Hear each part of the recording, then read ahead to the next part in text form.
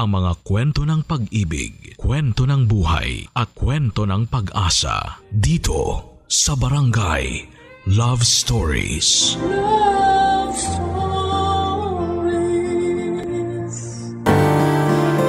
Kung kayo ay bubuo ng pamilya, dapat ay magkasama kayo ng iyong kapareha sa hirap at sarap. Hindi yung sa hirap mo lang siya gustong makasama at sa sarap ay maghahanap ka na ng iba. Ikaw kabarangay, gaano ka ba kaloyal sa iyong kinakasama? Dear Papa Dudut, may mga tao na todo-todo magmahal. Yung bang binansaga na silang martir dahil hindi nila magawang bitawan at iwanan yung taong iniibig nila. Pero sila rin yung mga tao na matiisin at mapagpasensya. Yun bang kahit paulit-ulit nang sinaktan ay nahahanap pa rin sa kanilang puso ang magpatawad. Hanggang ngayon ay naniniwala pa rin ako na kahit kailan ay hindi kahinaan ang magmahal. Bago po ang lahat ay tawagin niyo na lamang po ako sa pangalang Lala, 33 years old, taga Sariaya, Quezon. Pero dati ako nagtatrabaho at tumira sa Pasig. Programa ninyo, Papa Dudut, ang tumulong sa akin upang magkaroon ng libangan o mga panahong huminto na ako sa pagtatrabaho dahil nagkaanak na kami ni Roy. Nagkakilala kami taong 2019 noong nag-factory worker ako sa pinagtatrabahuhan niya, kung saan delivery truck driver naman siya. Tulad ng ibang love story ay mabilis kaming nagkapalagayan ng loob. At dahil pareho naman kaming single ay naging madali sa aming mapalapit sa isa't isa. Noong nabuntis ako ay tinira niya ako sa bahay ng nanay sedes niya. Pangako sa akin ni Roy na pag-iipunan niya ang pambukod namin. Umasa ako sa sinabi niya pero nagtatlong taong gulang na lamang ang anak namin ay hindi pa rin kami nakaalis sa poder ng nanay niya, Papa Dudut.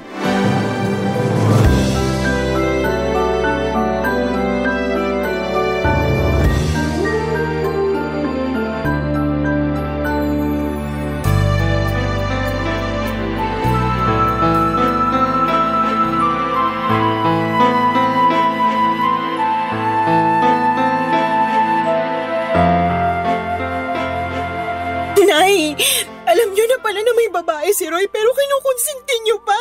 Ha? Ano kinukonsinti ka dyan? Kilala niyo yung tinutukoy ko. Yung bagong salta na tindera dyan sa malapit na bakery na lagi niyong pinagbibilan ng pandesal. Nakalimutan niyo na siguro na nung isang araw ay kasama niyo kami ng anak ko na bumili doon tapos kinumusta ng babaeng yun si Roy. Kayo naman kung todo balita sa nangyayari sa kinakasama ko.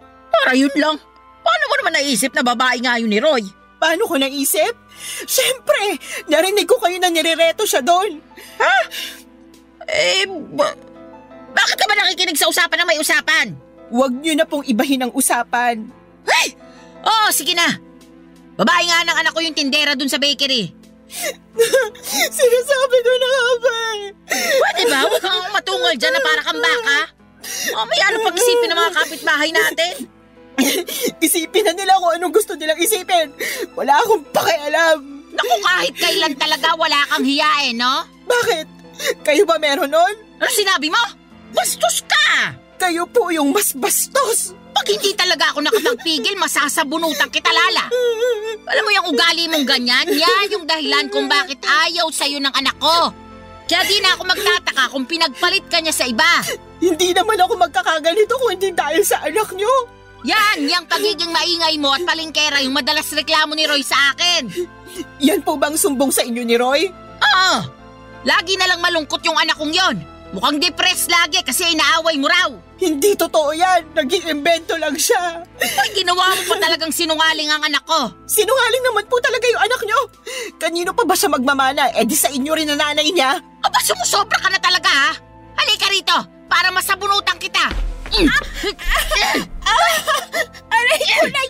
Nasasaktan po ako! Dapat lang yan sa'yo! Di ba naman masyadong matalin ang dila mo?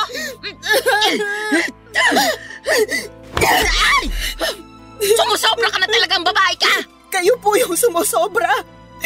Kayo ni Roy. Dapat talaga iwanan ka na ng anak ko eh. Kung tutuusin, wala naman siyang mapapala sa'yo. Paano walang mapapala?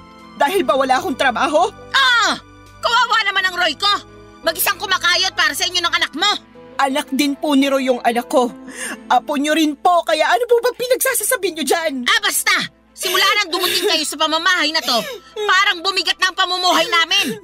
At kasalanan niyo yun. Kayo talaga ang malas sa buhay namin. Kaya huwag ka nang magulat kung isang araw, iwanan ka na ng anak ko. Papa Dudut, mag-isang anak na lalaki ng biyanang kong babae si Roy, kaya naman mahal na mahal niya ito. Bunso rin ito sa 3 magkakapatid. Ang 2 ate ng kinakasama ko ay may sarili ng pamilya at wala na sa poder ng nanay nila. Laging sinasabi ni Roy na nagdadalawang isip siyang umalis sa bahay nila dahil daw maiiwang mag-isa ang biyanang ko. Pero nahihirapan akong makisama sa ugali ng nanay niya na likas ang pagiging taklesa at pakialamera. Oo, may mga araw na magkasundo kami pero mas lamang pa rin yung hindi kami magkasundo. At kapag nangyayari yon ay mas pinipili ko na lamang na manahimik dahil nga nanay pa rin siya ng kinakasama ko. Pero sa isip ko, Papa Dudut, ay gusto ko pa rin bumukod kami para magkaroon ako ng peace of mind. Kaya lang nang dahil sa pambababae ni Roy at pangungonsinti ng nanay niya ay bigla akong nakaramdam ng pag-aalinlangan sa dibdib ko. Sa totoo lang ay 2 taon pa lang ang anak namin noon ay napansin ko na ang panlalamig sa akin ng kinakasama ko. Siyempre bilang babae ay meron tayong instinct na baka may iba na siyang kinakalokohan. Inoobserbahan ko lang si Roy dahil ayoko ma-stress masyado sa kanya. Magaling ang mister ko, kumbaga sa kriminal ay marunong siyang magtago ng mga ebidensya. Pero wala namang lihim na hindi nabubunyag at nadagdagan lang ang sama ng loob ko sa pangungonsinti ng nanay niya. Kaya nga hindi ko na napigilang sumabog ng araw na yon at manibugho, Papa Dudut.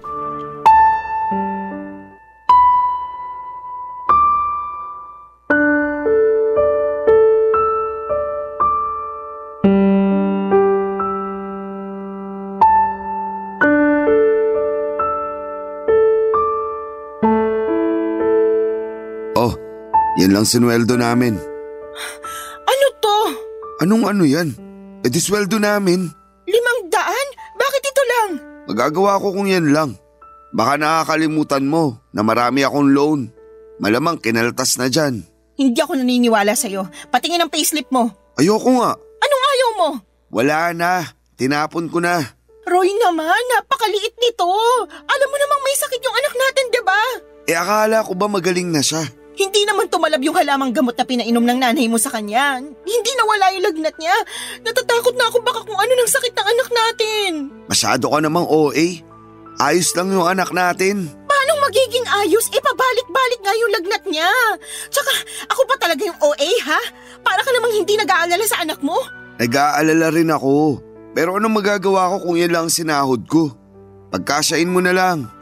Dalhin mo sa public hospital o center yung anak natin. Doon mo ipa-check up.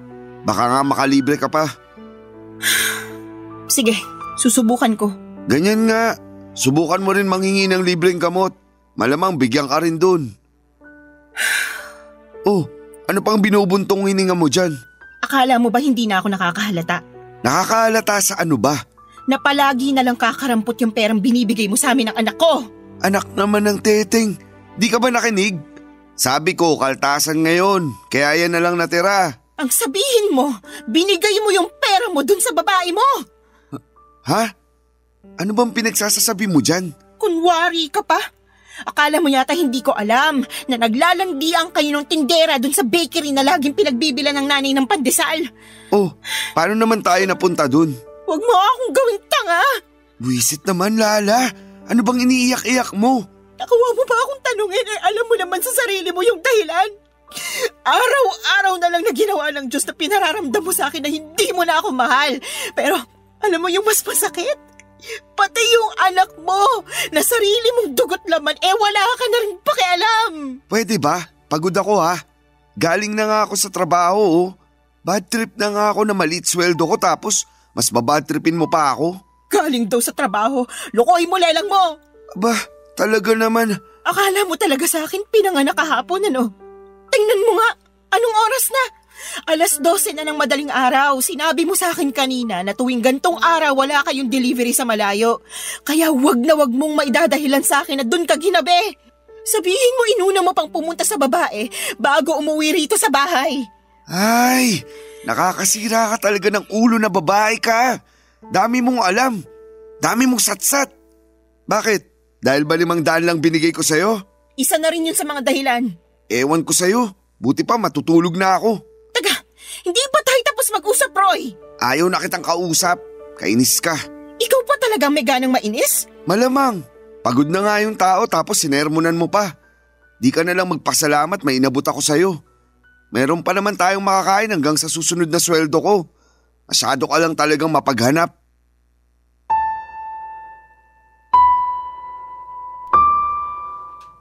Papadudot kahit na hindi aminin ni Roy na may iba siyang babae ay ramdam ko na meron talaga. Lalo pa na sumasala na siya sa pagbibigay sa amin ng anak niya. Ang totoo ay hindi yon ang unang pagkakataon na kulang ang perang ibinibigay sa akin ni Roy. Maraming beses na pero ewan ko ba sa sarili ko kung bakit mas pinili kong manahimik ng mga panahong yon. Pakiramdam ko tuloy ay nasanay na lamang si Roy kaya paulit-ulit na niyang ginagawa. Ewan ko rin kung bakit kahit na sinabi na ng nanay niya sa akin na babae niya yung tindera sa bakery na malapit sa amin, ay gusto ko pa rin na manggaling kay Roy ang pag-amin. Bagay na hindi naman niya ginawa, Papadudot. Sobrang sakit sa dibdib nang naging pagtatalo namin ng gabing yon. Hindi ko rin naman siya pinatulog kahit nagsabi na siyang pagod na siya. Dahil gusto ko siyang umamin sa akin na may babae nga siya. Kaya naman lumabas na lamang siya sa kwarto at narinig kong nagsumbong siya sa nanay niya, Papadudot. Pagkalipas ng ilang minuto ay kinatok ako sa kwarto ng biyenan ko at tinawag palabas. Noong nasa sala na kami ay doon niya ako sinermonan. Marami siyang sinabi na mga masasakit at hindi maganda sa akin, Papadudot. Halimbawa na noon ay masyado raw akong mapaghanap samantalang hindi naman ako ang nagtatrabaho. Sinabi rin niya na kung totoong may pinagkakagasosang ibang babae si Roy ay kasalanan ko naman daw dahil hindi na ako kaakit-akit sa paningin ng asawa ko. Ininsulto na naman niya ang katawan ko na masyado raw mataba kaya nagawa akong ipagpalit, Papadudot. Barangay Love Stories. Barangay Love Stories. Papadudot, akala ko ay kaya kong patawarin si Roy sa pambababae niya. Ang akala ko ay magagawa kong magpakamartir alang-alang sa binuo naming pamilya. Ang akala ko ay kaya kong isantabi na may kahati kami sa kanya pero hindi pala. Nasusuka ako sa isiping may sinisiping siyang iba bukod sa akin at nagagalit ako dahil wala siyang pakialam sa amin ng anak niya. Paulit-ulit niya akong tinatarantado. Alam din ng mga dati naming katrabaho at malapit kong kaibigan sa factory ang pagiging malapit ni Roy sa mga babae. Since hindi na ako nagtatrabaho doon ay sila ang nagbabalita sa akin kapag may kinakalokohang babae ang kinakasama ko. Ilang beses na rin nila akong ni-real talk na hiwalayan ko na si Roy. Pero hindi ko pa kaya. Dahil nga sa ayokong masira ang pamilya namin. Bukod doon ay ayoko ring lumaking walang kinikilalang tatay ang aming anak, Papadudot.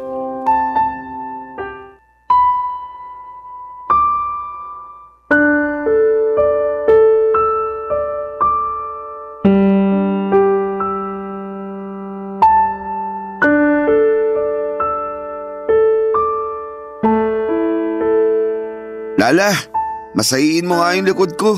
Sakit na eh. Busy ako. Anong busy? Tulog naman anak natin. Ano pa bang gagawin mo?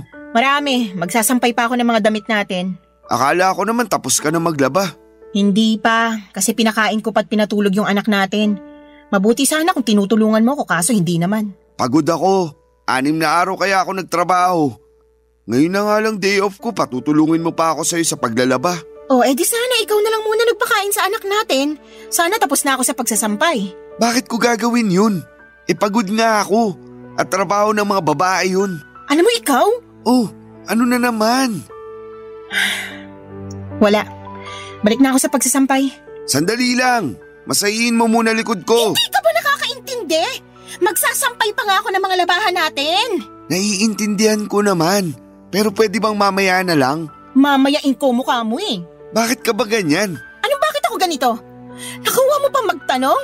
Hindi mo ba halatang napapagod na ako? Kaya nga mamaya ka na magsampay. Masayin mo muna ako. Wow ha? Akala ko naman pagpapahingahin mo ko. Yun pala uutusan mo lang din ako. Yan talagang ugali mo yung ayaw ko eh. Reklamador. Tapos magtataka ka kung bakit nagawa kong tumingin sa ibang babae. Ano sinabi mo? Sabi ko, reklamador ka. Kung ako reklamador, ano ka pa? Tsaka kapal din ang apog mong sabihin na kasalanan ko kung bakit ka tumingin sa ibang babae. Oh, edi inamin mo rin sa akin na may iba ka nga. Akala ko alam mo na. Bintang ka pa nga ng bintang sa akin nun. Hindi bintang yon. Inamin mo na nga, di ba? Ibig sabihin totoo. Oo, naisip ko lang na wala na akong dapat itago pa. Saka di naman tayo kasal eh. May karapatan akong tumingin sa iba kasi wala naman akong pananagutan sa'yo. Ano? Naririnig mo ba yung sarili mo?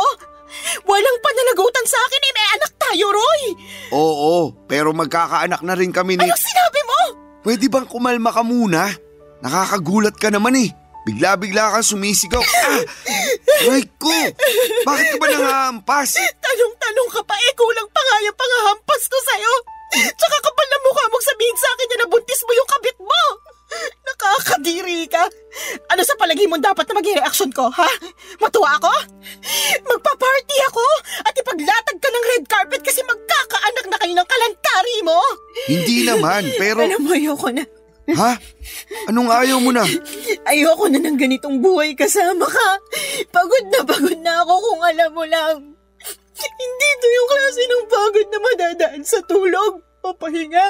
Wasak na ako dahil sa ginagawa mo sa akin. Kung makapagmalaki ka pa, na kaya ka tumingin sa iba ay dahil sa pagiging reklamador ko, kapal mo talaga, Roy. Saan ka pupunta? Wala ka na doon. Basta, aalis na kami ng anak mo sa pamamahay na to. Lala naman, huwag mo naman gawin sa akin to. Bakit hindi? Hindi mo naman na kami mahal eh. Saka sabi mo magkakaanak na kayo ng babae mo. Eh di doon ka na. Congratulations sa inyo ah. Uy, seryoso ba talaga yan? Iiwanan niyo ako ng anak natin? Correction, anak ko lang. Simula sa araw na to, hindi mo na sa anak. Hindi ka na niya tatay. Hindi mo na rin ako live-in partner dahil tapos na tayo. Papadudot galit na galit ako kay Roy nang malamang kong nabuntis niya ang kalantari niyang babae. Pakiramdam ko ay dobling beses niya akong pinagtaksilan. At hindi ko naisip na meron pa palang mas ilalala ang kaya niyang gawing pananakit sa akin. Ang sama-sama niya, Papadudot. Durog na durog ako ng mga panahong yon at iyak ako ng iyak, pero alam ko na wala na rin naman akong magagawa pa. Yun ang naging hudyat para magkalakas ako ng loob na makipaghiwalay kay Roy. Alam ko na mas priority talaga niya ang pambababae niya kesa sa amin ang anak niya, Papadudot. Ilang taong ko ring pinagtiisan ang hindi pagiging mabuting padre de pamilya at provider ni Roy. Dagdagan pa ng pangungonsinti ng nanay niya na sobrang perpekto sa mga ginagawang kabalbalan ni Roy, Papadudot. Ayoko na. Pagod na ako. Sinagad na ni Roy ang pasensya ko kaya naman mabilis akong nag-alsa baluta ng araw na yon at umuwi kami ng anak ko sa bahay ng Mama Berta ko na nasa Quezon Province. Buti na lamang kahit paano ay may naitabi akong perang pamasahe pero kinapos pa rin yon. Kaya nagpasundo na lamang ako kay Mama sa terminal ng bus, Papadudot.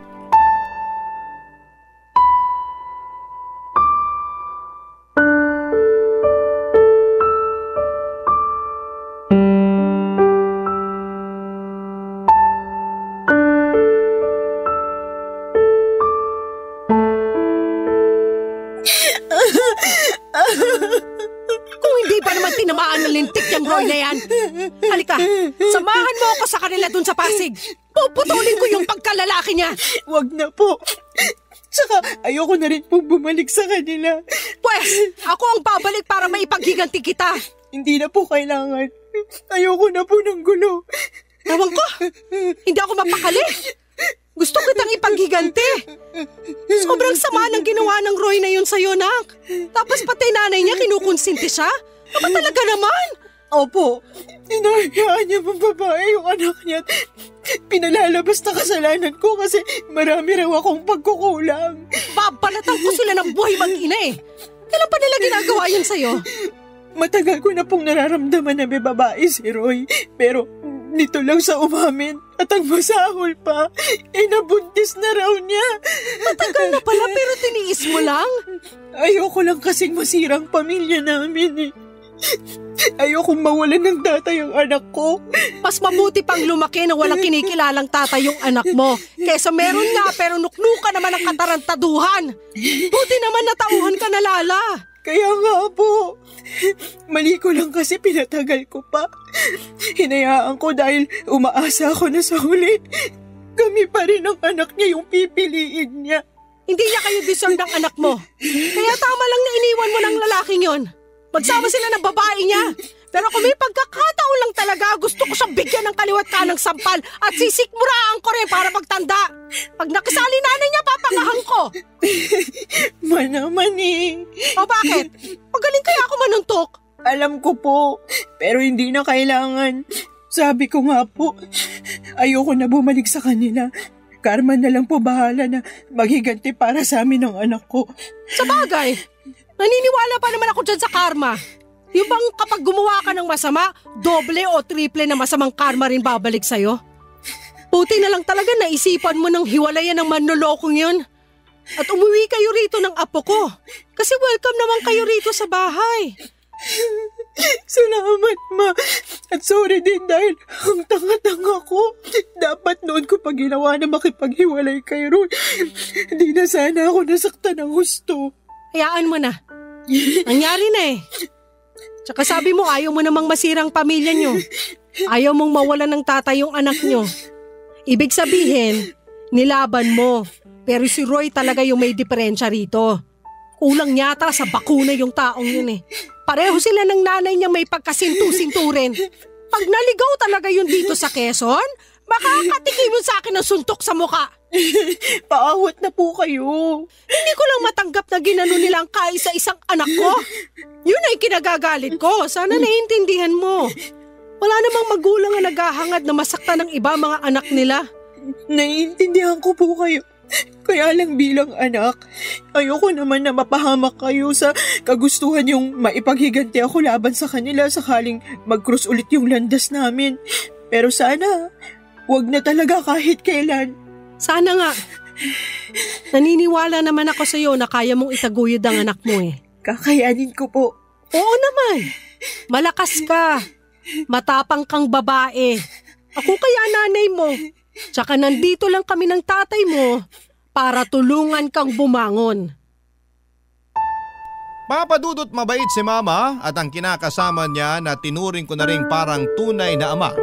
Dahil hinayaan nila kami ng anak ko na magstay sa bahay nila.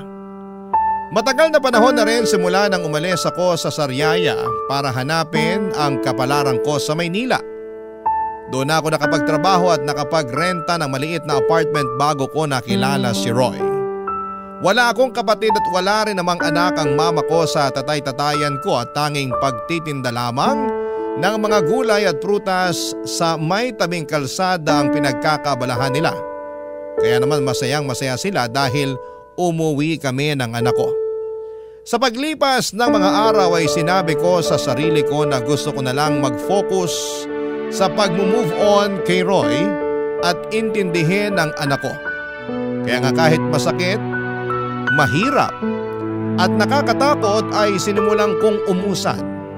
Butit nandyan ang mama ko na handang umalalay sa akin at sa loob nga lang ng isang buwan ay unti-unti ko nang naibabalik ang dati kong pagkatao. Nasinira at winasak ng dati kong kinakasama, Papa Dudut. Barangay Love Stories. Barangay Love Stories. Papa Dudut, mabilis na lumipas ang 2 buwan. Masasabi ko na gumanda na ang disposisyon ko sa buhay at oo, nandun pa rin yung kirot at panghihinayang para sa pangarap kong pamilya na kasama si Roy. Pero iniisip ko na lamang na baka hindi talaga kami ang tinadhana para sa isa't isa. Sa kasabi rin ni Mama, mas mabuti na maghiwalay kami kesa habang buhay akong mag-suffer na kasama siya. Feeling ko kasi ay mamamatay talaga ako sa konsumisyon sa dati kong kinakasama, Papa Dudut. Bukod sa pag-aalaga sa anak ko ay tumutulong ako kina Mama at Papa sa pagtitinda. Masaya ako dahil nagkaroon ako ng bagong pag-asa sa buhay matapos ng pinagdaanan kong kabiguan. At kapag naiisip ko ang karanasang kong yon, ay natatawa na lamang ako sa sarili ko dahil hinayaan kong mamalagi ako ng matagal sa ganong klase ng sitwasyon. Pero sa bagay, nagmahal lang naman ako at kahit kailan ay hindi yon kahinaan o kasalanan. Kaya lang isang araw ay nakatanggap ako ng tawag sa cellphone mula sa isang unknown number. Hindi ko na sana sasagutin pero nasagot ko pa rin, Papa Dudut. Ganon na lamang ang gulat ko nang ang nanay ng dati kong kinakasama na si Roy ang nasa kabilang linya. Binalita niya sa akin na may sakit daw ang anak niya at kailangan nito ng tulong at pag-aalaga ko. Pinababalik nila ako sa bahay nila sa Pasig pero hindi ako pumayag, Papa Dudut. Binabaan ko ng cellphone ang nanay ni Roy at makaraan lang ang 3 araw ay gulat na gulat ako nang pumunta siya sa bahay namin sa Sariaya, Quezon.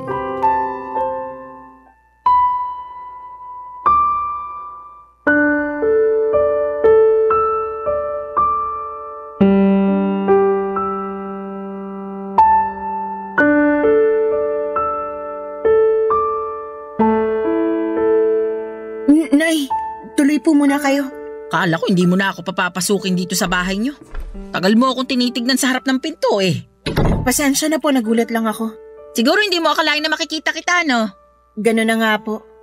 Maupo po muna kayo, ikukuha ko kayo ng juice. Ay, hindi na kailangan. Wala rin naman akong planong magtagal pa rito sa bahay niyo. Lala, may bisita ka pala? Ay ma, kayo pala. Ikaw ang nanay ni Lala? Oo. Eh ikaw, sino ka? Ako si Cedes, nanay ni Roy. Roy? Yung manloloko? Hinay-hinay ka sa pananalita mo tungkol sa anak ko, ha? Ikaw ang maghinay-hinay. Baka nakakalimutan mo na sa pamamahay kita. Ay, talaga naman. Lala, pagsabihan mo nga yung nanay mo, sabihin mo, matutong rumispeto. Opo. Wow! Ako pa pala ang walang respeto rito, Cedes. Baka nakakalimutan mong ikaw at ang magaling mong anak ang hindi rumispeto sa anak kong si Lala. Akala mo ba hindi ko alam ang panloloko ng anak mo sa anak ko? At pati na rin pangungunsinti mo sa kalokohan ng Roy na yon. Ha? Ano sinasabi mo? Ma, huwag niyo na pong awayin si Nanay Cedes. Anong wag awayin na isa tong malakas ang loob pumarito sa bahay natin? Ano bang ginagawa mo rito, ha? Ano? Ito kasing anak mo si Lala. Kausap ko lang nung nakaraan sa cellphone. Pero binabaan ako ng tawag. Buti na lang alam ng anak ko kung saan yung bahay nyo. Kaya pumunta na ako. O bakit ka pumunta rito? Gusto ko lang pabalikin si Lala sa bahay namin. Kailangan siya ng anak ko. Ano ka mo? Tama ba yung narinig ko? Oo. Di pa naman siguro mahina ang pandinig mo, no? Hindi pa. At malakas pa rin ako manuntok. Mama naman, huwag niyo na pong patulan si Nanay Cedes. Eh nakakapikon yung matandang yan eh. Lakas na loob pumunta rito sabihing bumalik ka na rin sa kanila? Aba sinuswerte lang? Nay, diba? Sinabi ko na po na ayoko nang bumalik sa bahay niyo. Ayoko nang makita si Roy. Tapos na kami simula nang mabuntis niya yung babae niya. Nandun na tayo, pero may sakit yung anak ko. Kailangan ka niya. Hindi po akong kailangan niya. Doktor ang kailangan niya kung may sakit siya. Tumpak! Pambihira naman, no, Lala. Hindi ka ba talaga mapapakiusapan? Hinahanap ka nga ng anak ko. Ang gusto niya, alagaan mo siya. Parang wala kayong pinagsamahan ng anak ko, ah. Bakit ako? Nasaan yung babaeng nabuntis niya? Doon siya magpaalaga, hindi sa akin. Tungkol sa bagay na yan, wala na. Hiwalay na sila matapos makuna ng babae. Kaya nga nagkasakit si Roy kasi nagluluksa siya sa namatay niyang anak. Oh, di ba? Ang bilis ng karma talaga! Ma, please, wag na po kayo magsalita dyan. Kaya ko na to. Sorry po, Nay Cedes. Pero hindi ako tagapag-alaga ng anak niyo. Oo, nakakalungkot yun nangyari sa baby nila ng babae niya. Pero labas na po ako doon. Hiwalay na kami ni Roy, tapos na kami. Wala na rin akong responsibilidad sa kanya. Papadudot galit na galit ang nanay ko na pinaalis ang nanay ni Roy sa bahay namin. Pero syempre naawa pa rin ako sa kanya dahil magulang lang din siya. Na nag-aalala sa kanyang anak, kaya lang ay desidido na akong hindi bumalik sa bahay nila para alagaan ang dati kong kinakasama. Tama na kami ni Roy at hiwalay na kami. At hindi rin naman ganong kadaling kalimutan ang mga ginawa niya sa akin pati na rin ang nanay niya. Sa isip ko ay napaka-unfair nila kasi pag sa hirap ako ang gustong kasama. Pero kapag sa sarap ay iba. Nakakagalit at alam kong hindi ko yon deserve.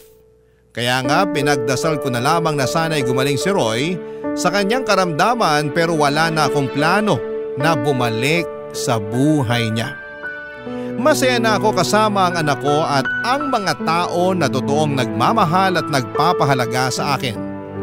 Mabilis na lumipas sa mga araw at paulit-ulit pa rin akong tinetext ng nanay ni Roy na puntahan ko siya sa bahay nila para alagaan si Roy. Kesyo, hinahanap daw ako ng anak niya pero wala na akong pakialam pa.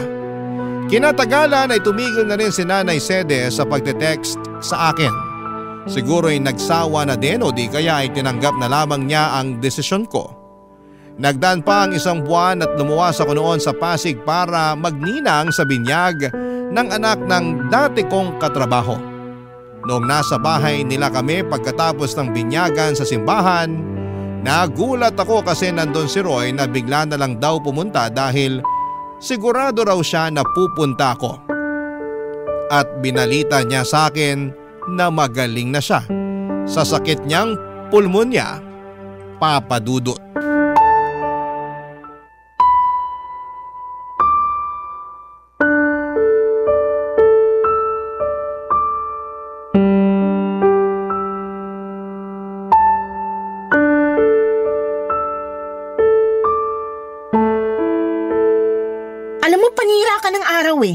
Sorry na. Surihin mo mukha mo. Nagpunta ako rito para makita mga dati kong katrabaho, hindi ikaw. Alam ko naman yun pero ito na lang yung paraan na naisip ko para makausap ka. Hindi mo na rin kasi sinasagot yung mga text at tawag namin sa'yo ni nanay. Ay, sorry ha. Hindi ko na rin natatanggap. Nakablock na kayo sa akin. Ang kulit nyo kasi mag-ina eh. Hindi mo na ba talaga kami mapapatawad? Yung nanay mo, napatawad ko na. Pero ikaw, hinding-hindi. Lakas ng tama mo, no? Nakuha mo pa talagang itanong sa akin ang bagay na yan? Umaasa pa rin kasi ako na magkakabalikan tayo. Siraan na lang ang tuktok ko pag binalikan pa kita.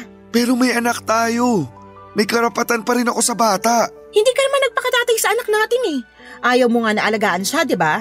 Dami mo pa nung dahilan, kesyo pagod ka. Nagawain ko yun kasi babae ako. Nakakapikong ka na. Kaya nga nagbabagong buhay na ako. O, anong gagawin ko sa pagbabagong buhay mo? Lala naman. Huwag mo naman gawin sa akin to. Gagawin ko kung anong gusto kong gawin. Ikaw nga, ginawa mo lang din noon yung gusto mo eh. Alam ko naging siraulo ako. Alam ko marami akong pagkukulang sa inyo ng anak natin. Pero pinagsisisihan ko na yun lahat. Hindi mo na ba ako pwedeng patawarin? Hindi mo na ba ako pwedeng bigyan ng pangalawang pagkakataon? Binibigay lang ang pangalawang pagkakataong sinasabi mo sa mga taong deserving. Pero ikaw, hindi ka kasama sa mga taong yon, Roy. Huwag ka nang umasa na makikipagbalikan pa ako sa'yo dahil matagal na tayong tapos. Maawa ka naman sa akin oh. Naawa ka ba sa akin nung niloko mo ako? Naawa ka ba sa akin nung pinagmukha niyo kung pangit ng nanay mo para lang makonsinti ang pambababae mo? Hindi naman, di ba? Kaya sabihin mo, bakit ako maaawa sa'yo? Mabuti pa umalis ka na. Lala naman, huwag mo akong paalisin. Anong wag paalisin? Hindi ka naman imbitado rito. Tsaka sinisira mong araw ko, nakakainis ka na. Gusto ko lang naman mag-sorry sa'yo. Wala nang magagawa yung sorry mo, hindi na ako makikipagbalikan sa'yo. Gusto mo bang lumuhod ako? Ano? Sige, luluhod ako. Tumayo ka nga dyan, nakakahiya ka. Wala akong pakialam kahit na nakakahiya pa tong ginagawa ko. Pero desperado na ako. Gusto kong magkabalikan tayo. Gusto kong magsimula ulit tayo ng panibagong buhay. Gusto ko na ulit magpakatatay sa anak natin. Tumayo ka na dyan, sabi eh. Tatayo lang ako kapag pumayag ka nang bumalik sa akin. Di wag kang tumayo dyan. Bahala ka sa buhay mo. Iwanan na kita. Sandali lang. Roy, napipiko na talaga ako sa'yo ah. Isa pang pangungulit mo sa barangay na tayo mag-uusap. Sinabi ko na sa'yo na hindi na ako makikipagbalikan sa'yo. Pagod na ako sa relasyon natin. Ayoko na ulit mangunsumi sa'yo. Ngayon, kung totoo nga na nagbago ka na, di mabuti. Pero hindi ibig sabihin doon na natatapos yung mga kasalanan mo sa akin. Kung alam mo lang kung gaano kalalim yung sugat sa puso ko na kagagawan mo. Sana hindi na lang kita nakilala noon. Sana hindi na lang kita minahal.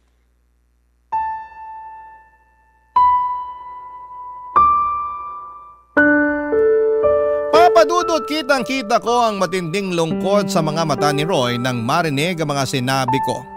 Pero wala na akong pakialam pa. Tinalikuran ko na siya at bumalik sa bahay ng katrabaho ko. Nakita ko naman na umalis na rin siya kaya kahit papaano ay napanatag na ako. Kaya lang ay aminado ako na hindi ko na na-enjoy ang araw na yon dahil sa pag-eksena ng dati kong kinakasama. Bukod doon ay nanginginig pa ang katawan ko sa engkwentro namin.